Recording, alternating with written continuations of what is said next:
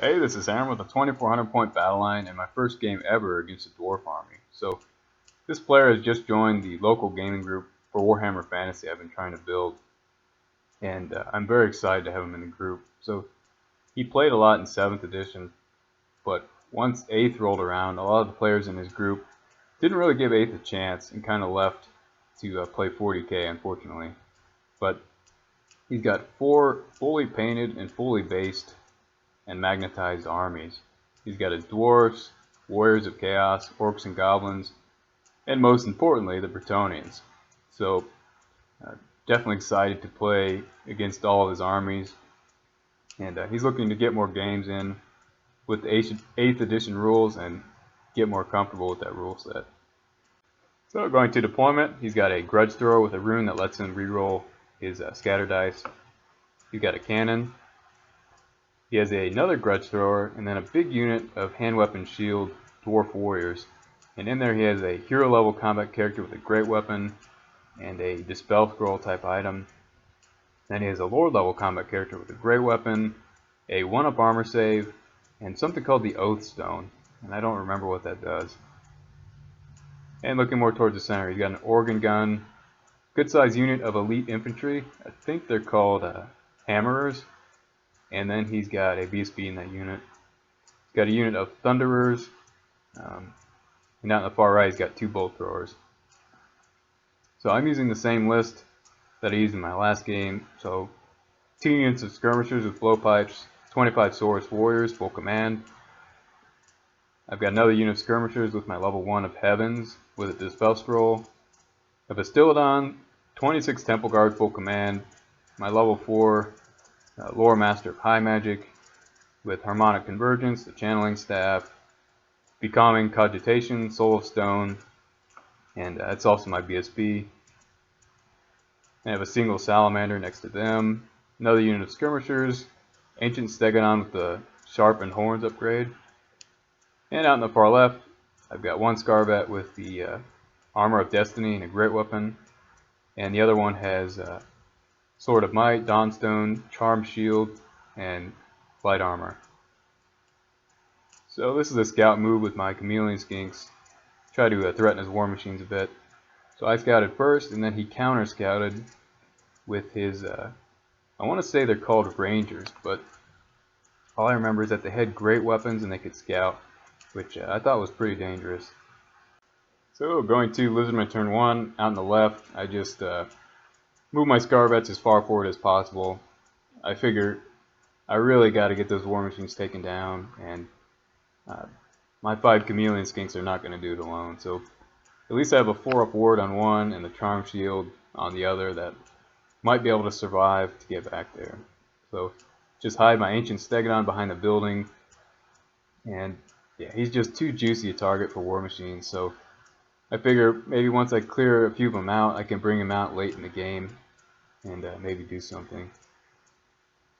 So you more towards the center. So yeah, I just push everything forward, my full movement, and same thing out in the right. So I've never played dwarves before, but all I've heard is that their shooting is absolutely nasty. So I just want to move as far forward as I can and deal with it as quick as I can.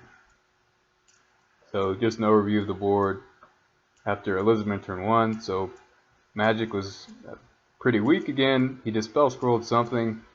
I don't remember what it was. I think it was a fiery convocation or something. And then my Bastillodon took a few wounds off of, I think, the elite dwarf unit. So going to Dwarfs turn 1. So he charged his scouting unit into my chameleon skinks, and I fled.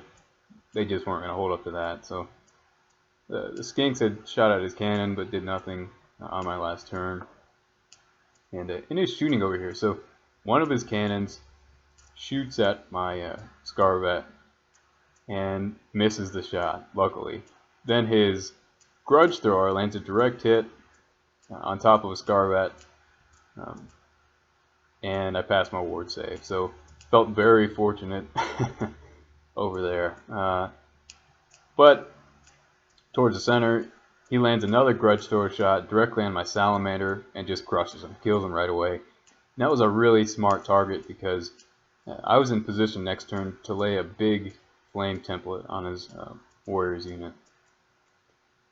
Then his organ gun opens up and just blows away my Bastiladon. So definitely feeling the effects of the dwarf shooting here on turn 1. And I don't have a picture of it, but one of his bolt throwers also killed, I believe it was 4 temple guards. So really nice shooting going on for the dwarves. So going to Lizardmen turn 2.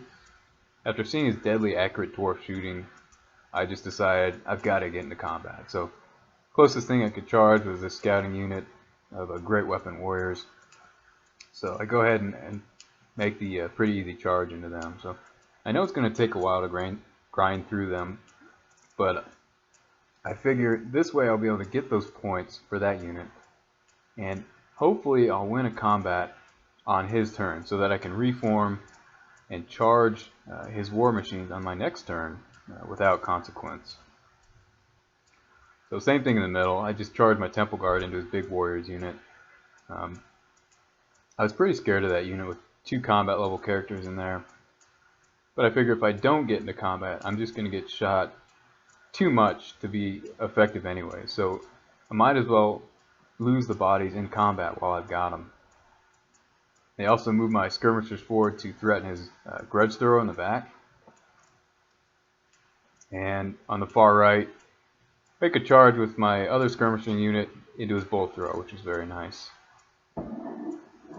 Turns to my ancient Stegodon, yeah, I don't move him at all. It's just too big of a threat with his war machines, and I'd just be giving him easy points. So he just sits behind the house and twiddles his thumbs.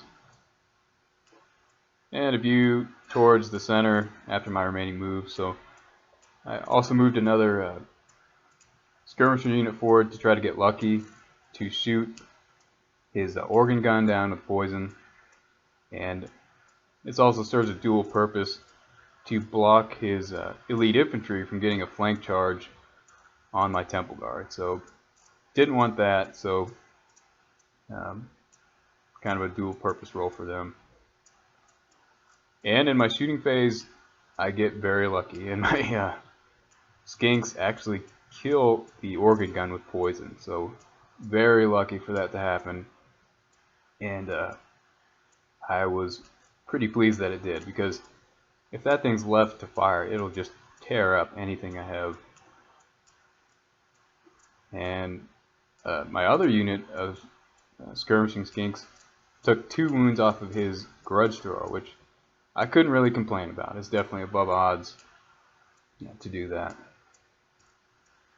So after combat, my Scar veterans definitely kill a lot of these warriors, but he sticks around. So something I'm learning about dwarves is that pretty much everything is leadership 9, and if you're gonna break a dwarf unit from combat, you have to win big, and they can't be steadfast.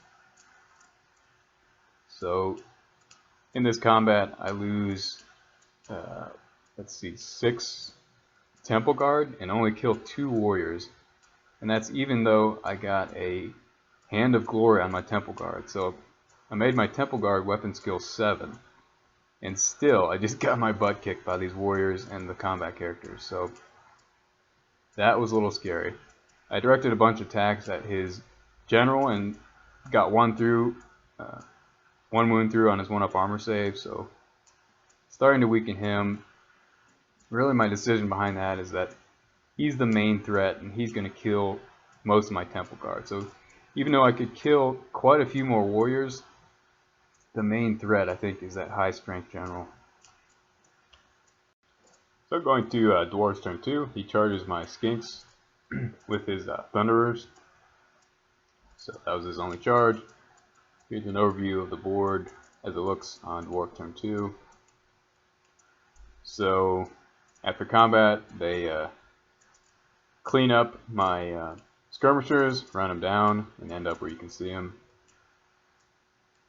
And in the big combat with my temple guard and his warriors. So I directed a bunch of attacks this time against his hero level combat character as well, and managed to kill him, which was nice.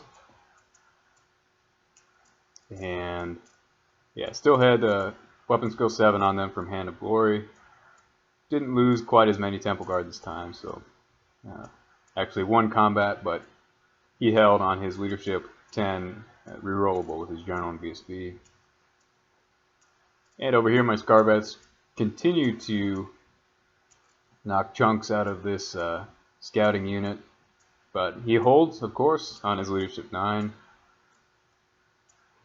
And in the combat on the right side of the board with my skirmishers against one of his bolt throwers, I didn't win on the turn I charged. He was stubborn, he stuck, but I won on his turn. So love it when this happens. Now on Lizardmen turn 3, I can just charge the next bolt thrower easily. So Lizardmen turn 3, charge the second bolt thrower. Towards the center, another skink unit charges one of his grudge throwers to tie that thing up.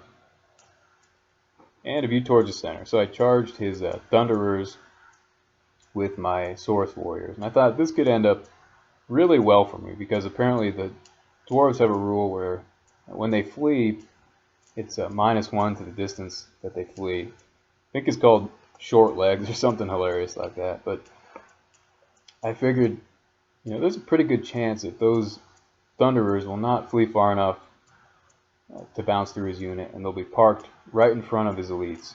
So I really like that possibility, but he rolled very high in his dice. Rolled an 11, -1 took it down to a 10, but it was plenty to get within 1 inch of his unit and bounce through safely. So that plan didn't quite work out for me. Redirected my charge into the hammerers just for the heck of it, but failed it. And I wanted to compensate by moving my skirmishers forward to block that unit, but I just didn't have enough movement to do it. So definitely a lesson learned for me is keep those skirmishers within movement distance of the big threats, so that if things don't work out, you at least have a backup. So view towards the left side. So at this point I decide I've got to bring my ancient stegodon out from hiding. So I at least have one grudge thrower tied up. He still has a second grudge thrower and a cannon, but my temple guard are getting ground down pretty fast without putting a big enough dent in his warriors unit. So I figure I've got to get the stegodon into combat, and yeah, the temple guard really need help. So I'm willing to risk getting shot at this point. So my magic phase, my slann tries to cast something simple, fails to cast. So all I have left is my level 1 of heavens. Throw all my dice at -1 to hit, -1 leadership on these warriors, and get it off. But I miscast in the process. Kill a few skinks. Take a wound on my level 1, but I think it was worth it. Then into combat with my skirmishers and his bolt throwers, I kill 3 crew members, but he has 1 left, and that's all he needs. So passes his stubborn 9. And over here, he only started with 1 crew member, but I only get 1 wound through, and he passes his 6-up armor save. So these crewmen are tough. They stick around a long time. And then on the left side, so my Scarvets finally clean up the scouting great weapon dwarfs. Use 1 Scarvet to chase him down, and then the other reforms towards his war machine. So unfortunately I won this on my turn, so he's got a turn to grape shot one of my Scarvets. And in close combat with my Temple Guard and his general's unit. Yeah, so I continue to direct as many attacks as I can at his general, and I get 2 more wounds through and kill his general. Huge, huge victory for me there. So it just goes to show, if you roll enough attacks, eventually something's going to get through, and it can pay off. So the big great weapon threats to my Temple Guard are now gone, with his hero and his lord now gone. And yeah, I think I can grind it out with his normal warriors fairly well at this point. And so just a view of the combat. Still missing some more Temple Guard. Our champions killed each other. Yeah, even though I've gotten his general and his hero killed, I only have 2 ranks of Temple Guard left, and he's got a lot of warriors for me to be able to grind through with high leadership. So it's still going to be tough for him. So going to Dwarfs turn 3, my opponent surprised me with a very interesting and gutsy move. So he's thinking about charging his warriors into the flank of my Temple Guard, but he figured I'd stick, and then my swords would be able to charge his flank. So instead what he did is charge my Saurus directly. And he figured he would probably crush that combat. If he's able to win and run him down, he would have enough time to come back and help fight the Temple Guard combat later, because his warriors are probably not going to go anywhere. He's got a lot more of them than me. He'll probably get a few wounds through, and they're going to stick for a long time in that leadership 9. So then in his shooting, he was going to grape shot one of my Scarvets, and he kills him. He's able to get the Scarvet points as well as deny points for his war machines. And then he was going to target my Ancient Stegodon with one of his Grudge Throwers and try to kill it. So really aggressive and bold plan. I really liked it. Yeah, so expecting those warriors there at the bottom of the screen to just get crushed. So yeah, definitely thought it was a good plan. But going to his shooting phase itself, so he targeted my Dawnstone Scarvet with his Grape Shot, rolled a bunch of hits, got 4 wounds through. I failed my first armor save. Or actually, I failed 3 out of 4 armor save my first roll. Rerolled it, made all 3. So that 1-up saved me big time against the Strength 5 armor piercing Grape Shot. So felt very fortunate to have survived that Grape Shot. And then he targets my Ancient Stegodon with his Grudge Thrower, scores a direct hit. Man, those things are accurate, but he gets 3 wounds through. So I definitely breathed a sigh of relief that he didn't crush that thing. So going to combat, one of my skirmisher units finally cleaned up the Grudge Thrower in the middle. My other one on the far right cleaned up the Bolt Thrower. And then fighting the combat with his elites against my Saurus block, he whiffed a whole bunch of his attacks. And I felt very lucky. And I came back and got 7 wounds through on him. But these are his armor saves for those 7. And yeah, he rolled 6s like a champ here. Still won combat, but not by enough. And I managed to stick on my cold-blooded. So felt very fortunate in that combat. And so just a view with my Temple Guard against his warriors. So killed some more warriors, killed a couple Temple Guard, and he sticks on his Stubborn 9. But now that my Stegodon is actually able to charge, yeah, I predict good things are going to happen. So on Lizardmen turn 4, charge one of my Scarvets into the cannon, and also move my last remaining Chameleon Skink in shorter than the minimal range of that Grudge Thrower. So didn't mention it, but on a previous turn, a Grudge Thrower just crushed that unit, and one lucky Skink managed to survive. So also more towards the center, his Thunderers had rallied on his previous turn and formed up into ranks, as you can see.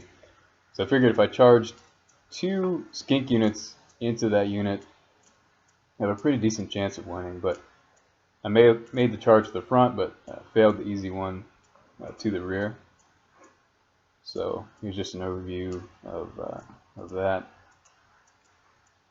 And then the big one, Ancient Stegodon comes into the flank of the warriors, and yeah, with all his impact hits and stomps, he'll just bring a ton of much needed combat res to that fight.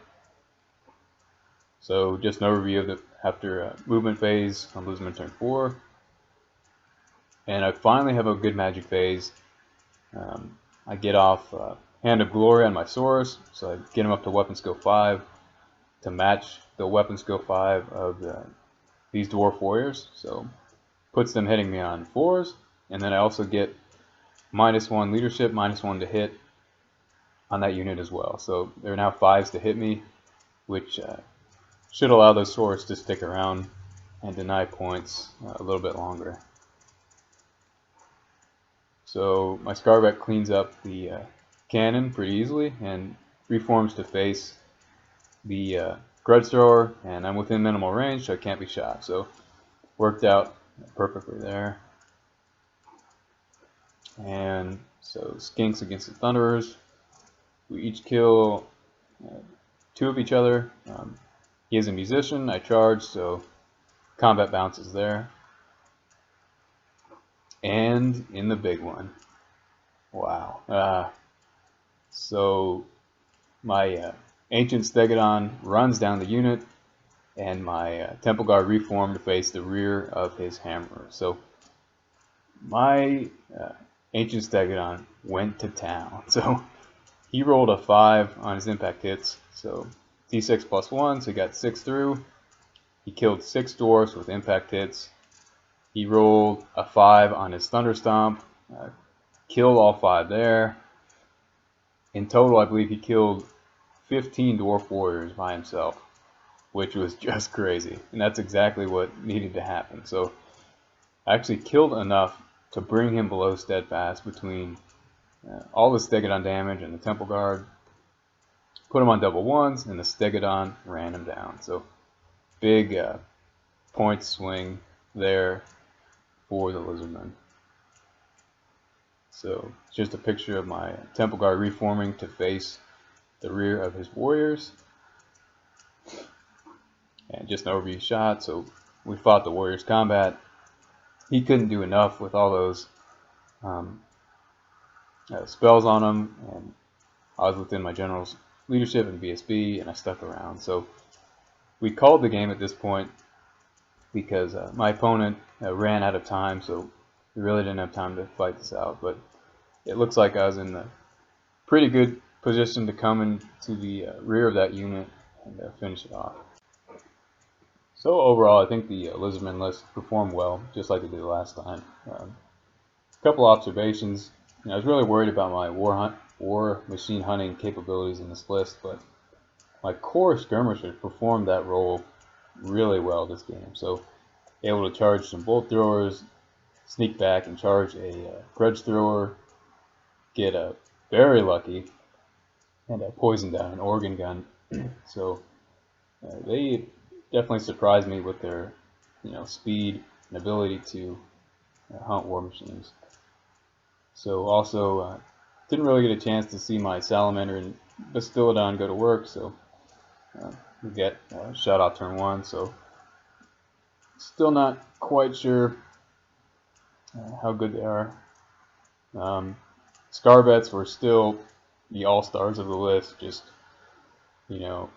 sloughing off war machine attacks and crushing a small combat unit. Just perfect, just what I want them to do. So pretty convinced that I'll be taking them in tournament style lists in the future.